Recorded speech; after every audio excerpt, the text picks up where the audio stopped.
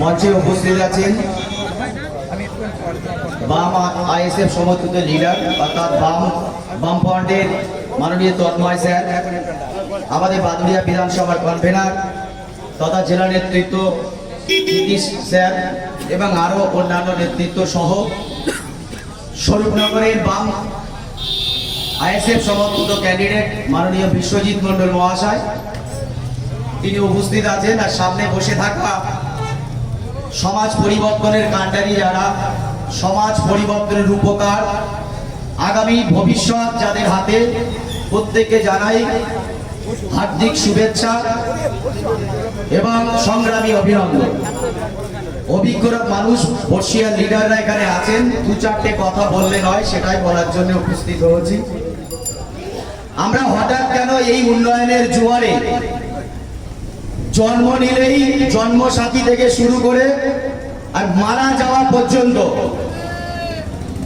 এতগুলো প্রকল্প, এতগুলো স্কিমের মাঝখানে কেন বামফ্রন্টের দরকার হলো, কেন আইএসএফ এর প্রয়োজন হলো, বর্তমানে তার জানা বোঝার একটা খুবই প্রয়োজন হয়ে পড়েছে বর্তমান সমাজে, যেখানে এত প্রয়োজন, এত উন্নয়ন, এত উন্নয়নের জোয়ার, যেখানে ঘরে ঘরে বিভিন্ন সিঁড়ি, বিভিন্ন লক্ষ্মী ভান্ডার, বিভিন্ন রকম প্রকল্প রয়েছে, তারপরেও কেন বামফ্রন্টের দরকার, আইএসএফ এর জোট দরকার। আজকে এতগুলো যখন সিঁড়ি, এতগুলো যখন প্রকল্প নিয়ে মানুষ ভাসছে, আসলে মানুষ বুঝতে পারছে না এটা সত্যিকারের সিঁড়ি না সত্যিকারের বিশ্রী না সত্যিকারের ইসামতির জল, সেটা নোনা জল না মিষ্টি জল। আসলে সেই নদী খননটা হয়নি, স্বরূপনগরের পাশে যে ইছামতি নদী আছে সেটা খালে রূপান্তরিত হয়েছে। আমরা জানি ইছামতি খননের জন্য লক্ষ লক্ষ টাকা বাজেটে ধরা হয়েছিল, কিন্তু সেটা এখনো পর্যন্ত খননে হয়নি, কারণ তারা বুলডোজার কেন্দ্র সরকার থেকে হয়তো পেয়ে ওঠেনি, তার জন্য তারা এখনো এই খাল খনন করতে পারেনি। নদী রূপান্তর ছিল, তার খালে নিয়ে এসেছে। আমরা বিগত দিনে কয়েকটা কথা, যারা এখন যেটা ডাইরেক্ট চলছে, কয়েকটা কথা বলি। এসআইআর একটা বিষ সাধারণ মানুষের মধ্যে কানে ঢুকিয়ে দিয়েছে। যখন ওয়াকফ আন্দোলন পশ্চিমবঙ্গে একটা সিস্টেম দেখবেন, বামফ্রন্ট এবং আইএসএফ এরা রাজপথে থাকে, মেহনতি খেটে খাওয়া শ্রমজীবী মানুষের নিয়ে কথা বলে, আগামী প্রজন্ম নিয়ে কথা বলে, ছাত্র যুব নিয়ে কথা বলে, লড়াই সংগ্রামের মধ্যে থাকে, সাধারণ মানুষের হয়ে কথা বলে, কণ্ঠ হয়ে কথা বলে। যখন ওয়াকফ নিয়ে আন্দোলন চলছে, ওয়াকফ নিয়ে তখন মমতা বন্দ্যোপাধ্যায় গোলাগুলির কথা বলছেন। আসলে তিনি মুসলিম ভেষ ধরে আছেন। এখানে অনেক সংখ্যালঘু ভাই বোন, আশেপাশে লোকজন আছে যারা আমার মাইকের কথাটা শুনছেন, তৃণমূল বন্ধুরাও শুনছেন, তারাও শুনবেন। রাত্রে মাথায় বালিশটা রেখে ভাববেন আমি অরিজিনাল তৃণমূল করবো কিনা, এবং ইন্ডিয়া সেকুলার ফ্রন্ট সমর্থিত বিশ্বজিৎকে আমরা কাছে তারা চিহ্নে ভোট দেবো কিনা, কোন দিকে আমরা জাগবো সেইটা একটু ভাববেন। যখন ওয়াকফ আন্দোলন চলছে, রাতারাতি পশ্চিমবঙ্গ সরকার যেমন কেন্দ্র সরকারের মতো রাত্রে ছাড়া এরা কোনো আইন আনতে পারে না, এরা অন্ধকারকে বেশি পছন্দ করে, দিনের আলোকে কম পছন্দ করে। তখন ওয়াকফ আন্দোলন নিয়ে চলছে, ওয়াকফ এসে তখন মমতা বন্দ্যোপাধ্যায় নওশাদ সিদ্দিকীকে কৌশলে, যে নওশাদ সিদ্দিকী সাহেব মাদ্রাসাকে বাঁচানোর জন্য, মসজিদকে বাঁচানোর জন্য, কবরস্থানকে বাঁচানোর জন্য 294টা যেখানে এমএলএ ছিল, তারা ইংরেজিটাও ভালো পড়তে পারেনি, তারা বাংলাটাও পড়তে পারেনি, তারা যে আপিলটা করেছিল বুঝতে পারেনি তার মধ্যে কি কি পয়েন্ট ছিল। নওশাদ সিদ্দিকী সাহেব সেই রাতে রাতে পড়াশুনো করে মানুষের সামনে তুলে ধরতেছিলেন। কলকাতার রাজপথে আন্দোলন চলছে, তখন নওশাদ সিদ্দিকী সাহেবকে অ্যারেস্ট করা হলো। ঠিক তার উল্টো দিকে যখন অসীম সরকারের মতো অপদার্থ হরিঙ্গানার বিধায়ক কোরআন শরীফ নিয়ে যখন সংখ্যালঘু ভাই বোনদের নিয়ে আঘাত করলো, 20,000-এরও বেশি বামফ্রন্ট আইএসএফ এর তরফ থেকে এবং অন্যান্য সংগঠনের তরফ থেকে তার নামে কেস করা হয়েছিল। একটা কেসও এখনো পড়ে আছে, তাকে অ্যারেস্ট করা, পরিবারদের বাইরে গিয়ে চা খাওয়াচ্ছে, শুভেন্দু অধিকারীকে চা খাওয়াচ্ছে। আপনাকে আমাকে বুঝতে হবে এটা কোন সরকার চলছে, এটা কাদের উপর রোলার স্ক্রিনটা চালানোর চেষ্টা করছে। আজকে পশ্চিমবঙ্গে বলা হচ্ছে নওশাদ সিদ্দিকী বামফ্রন্টের নাকি সবাই বিজেপির দালাল, কিন্তু পরিষ্কার ভাবে আপনারা দেখে নিন, বুঝে নিন। আজকে যে যারা এই সোনার বাংলাটাকে, কাজী নজরুল ইসলামের বাংলা, রবীন্দ্রনাথ ঠাকুরের বাংলা, মোরা একই বৃন্দে দুটি কুসুম হিন্দু মুসলমান, মুসলিমদের নয়নমণি হিন্দু তাহার প্রাণ, এই দিকে যেমন সম্প্রীতি বজায় রাখার জন্য আইএসএফ বামফ্রন্ট জামাত লড়ছেন, সেই সম্প্রীতিকে ভঙ্গ করার জন্য এই বর্তমান মমতা বন্দ্যোপাধ্যায় এবং কেন্দ্র সরকার যুক্তি করে শুভেন্দু অধিকারীর মতো মানুষদের নিয়ে তারা এক টেবিলে চা খায়। তখন করিম চাচার চিন্তা করে না, রহিম চাচার কবরের চিন্তা করে না, মাদ্রাসাটাকে চিন্তা করে না, মসজিদ বাঁচানোর জন্য চিন্তা করে না, চাষের কথা ভাবে না। সেই রাতারাতি যখন আন্দোলন চলছে, ভালো করে খেয়াল করবেন, এসআইআর, আমি যে বক্তব্য রাখছিলাম এসআইআর, তিনি বললেন এসআইআর আমি হতে দেব না, আমার মতো কেউ সাহসী ম্যান হবেন না, আমি একদম বন্দুকের সামনে গিয়ে দাঁড়াবো, মুসলমানদের আমি ক্ষতি হতে দেবো না, সংখ্যালঘুদের হয়ে ক্ষতি হতে দেবো না। আসলে এইগুলো না ওই সব মিষ্টি দোকানে ঠোঙার মতো, ভেতরে মিষ্টি থাকে, বাইরে মুখোশটা থাকে। সেই মিষ্টিটা আসলে পচা না ভালো, সেইটা আমরা এখনো বুঝতে পারিনি। জনগণকে বুঝতে হবে।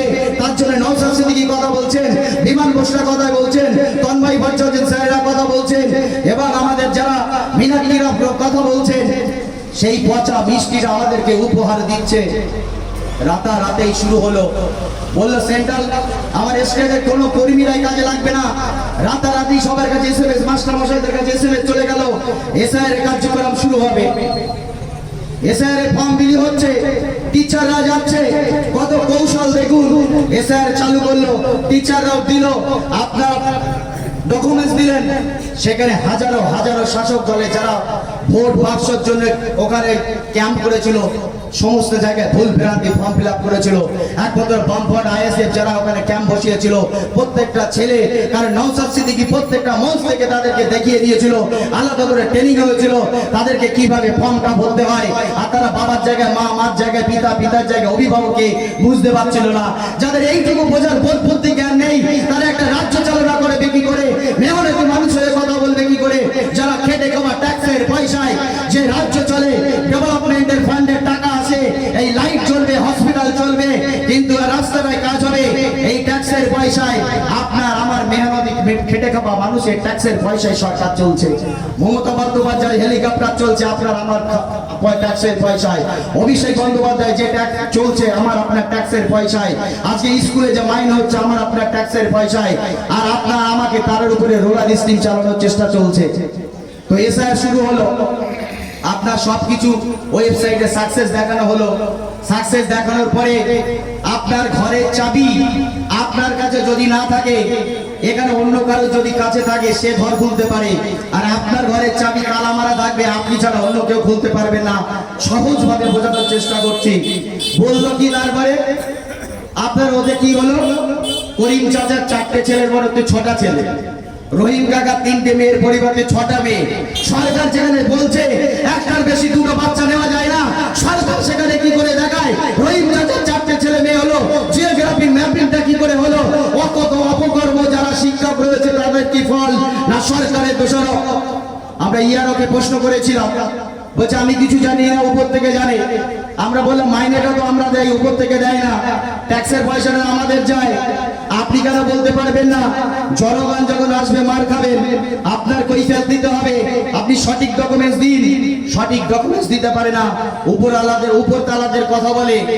তখন কি করলো, সফটওয়্যার জানাতে, পাসওয়ার্ড জানাতে, রহিম কাকার ছেলে 4টে হলো কি করে, শান্তি কাকার মেয়ে 6টা হলো কি করে? এই কৈফিয়ত আপনারা নেবেন না? কিছুদিন পরে আন্ডার এডুকেশন হয়ে গেল তাদের নামে, নোটিশ জারি হয়ে গেল। কোথায় ফল ভাবুন। আজকে যার হাতে কম্পিউটার, যার হাতে সফটওয়্যার, যার হাতে পাসওয়ার্ড, আপনার 3টে বাচ্চার জায়গায় 4টে হলো কি করে? জমির ভাগ কাকে দেবেন? তারপরে আন্ডার এডুকেশন হলো, কিছু ডিলেট ভোটার হলো, বেঁচে বেঁচে যারা বৈধ ভোটার, তারা বৈধ ভোটার গুলো ডিলেট হলো। এডুকেশন হলো 90,000-এরও বেশি বাদুড়িয়াতে হয়েছিল। এখন তারপরে কি শুরু করলো যে আমরা একটা সলিউশন করার চেষ্টা করছি। আজকে যারা বাংলাদেশ থেকে এসেছিল, যারা 2025 ডিসেম্বরে এসেছে, তারা এখানকার ন্যায্য ভোটার হয়ে গেছে। আর যারা স্বাধীনতা সংগ্রামী, যারা রাজ্যটাকে দেশের জন্য প্রাণ দিয়েছে, অরিজিনাল ভোটার, তাদের ভোটার ডিলেট হয়ে গেছে। এই কৈফিয়তটা কারা নেবেন? কিভাবে করলো, কারা করলো? সমস্তটা 29 এপ্রিল কাস্তে দাঁড়ায় সিম্বলে ভোট দিয়ে আইএসএফ সমর্থিত বামফালা ক্যান্ডিডেট বিশ্বজিৎকে জেতাতে হবে। এর কৈফিয়ত বিশ্বজিৎ বিধানসভার ভেতর থেকে নিয়ে আসবে। তার জন্য 29 এপ্রিল আপনার ইভিএম মেশিনে বিশ্বজিৎ মন্ডলকে জেতাতে হবে, বাদুড়িয়া কুতুবুদ্দিন ফাতাইকে জেতাতে হবে, নওশাদ সিদ্দিকী যাবেন, এক খঞ্জরে কণ্ঠস্বরে কথা বলবেন, আপনার অধিকারকে আপনারা ফিরিয়ে দেবে। ইয়ার কি মারা জায়গা পেয়েছে নাকি? আপনার ট্যাক্সের পয়সা, আমার ট্যাক্সের পয়সা, উন্নয়নের কাজ হবে। বলছি আমরা ন্যায্য ভোটারের জন্য আমরা দিল্লি গিয়ে অনশন করব। এখন ন্যায্য ভোটার গুলো কোথায় হারিয়ে গেছে বুঝতে পারছে না। আজকে মুসলমানদের সংখ্যালঘুদের যেভাবে হয়রানি করা হচ্ছে, আপনি ভাবুন, আজকে 25,000-এর উপরে স্কুল, প্রাইমারি স্কুল বন্ধ হয়ে গেছে। সেই স্কুলে রোহিঙ্গা ছেলে পড়বে, রামঢাকা ছেলে মেয়েরা পড়বে। আজকে সরকার 8ম শ্রেণী পর্যন্ত বিনামূল্যে পড়াশোনা করবে, স্কুল থেকে বই খাতা দেওয়া হবে, সেটা আমার আপনার ট্যাক্সের পয়সায়। কিন্তু আজকে দেখুন এই স্কুলগুলোতে চক্রান্ত করে বন্ধ করে দেওয়ার চেষ্টা চলছে। পাশাপাশি বেসরকারি স্কুলগুলোকে চালু করা হচ্ছে যাতে আপনার ছেলেমেয়েরা পড়াশোনা না করতে পারে। একটা সময় মূর্খে পরিণত হয়। ব্রিটিশের রাজ যেমন চলেছিল, আপনার ছেলে মেয়েকে ব্রিটিশ রাজের মতো করবে। ঠিক আজকে যেমন 2025-এ এসআইআর হলো, এরপরে যখন এসআইআর হবে আপনাকে দেশ থেকে, রাজ্য থেকে তাড়ানোর চেষ্টা চলবে। এটা কঠিন চক্রান্ত, এটা কঠিন চক্রান্ত চলছে। এই কঠিন চক্রান্ত থেকে বাঁচতে হবে। আজকে আপনারা দেখেছেন ভেজাল খাবার, স্যারেরা কথা বলবেন, সময় কম। ভেজাল খাবার, জীবনে ভেজাল খাবার শুনেছেন? আপনার এলাকায় কটা ওষুধের দোকান ছিল, এখন কটা ওষুধের দোকান?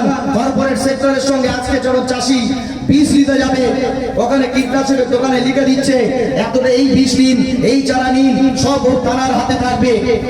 আজকে যখন কৃষক আত্মহত্যা করছে, একটা বেগুনের দাম 2 টাকা, সেই উৎপন্ন করেছে, বিক্রি করছে 1.5 টাকায়, 50 পয়সা লস। হাড়িতে ভেতরে চাল দেবে কি করে? ছেলে মেয়েকে স্কুলে পড়াবে কি করে? আর সেই ছেলে মেয়ে কীটনাশকে যখন অসুস্থ হয়ে যাচ্ছে, বসিরহাটের মতো হসপিটাল, স্বরূপনগরের মতো হসপিটাল যখন যাচ্ছে, স্যালাইনের জন্য বোতল নেই, ওষুধ আদির জন্য ডাক্তার নেই, ডাক্তার আছে তো ওষুধ নেই, সম্পূর্ণ বিদেশে বাইরে গিয়ে বিক্রি করছে। আর এই ডাক্তারগুলো যাচ্ছে নার্সিং হোমে।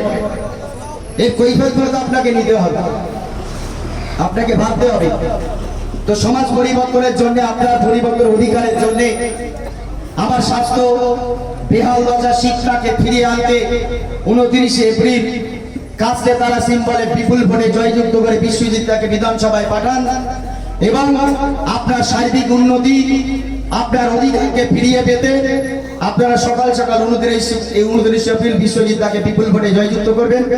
সকালে ভালো থাকবেন, সুস্থ থাকবেন। ইন্ডিয়ান সেকুলার ফ্রন্ট জিন্দাবাদ।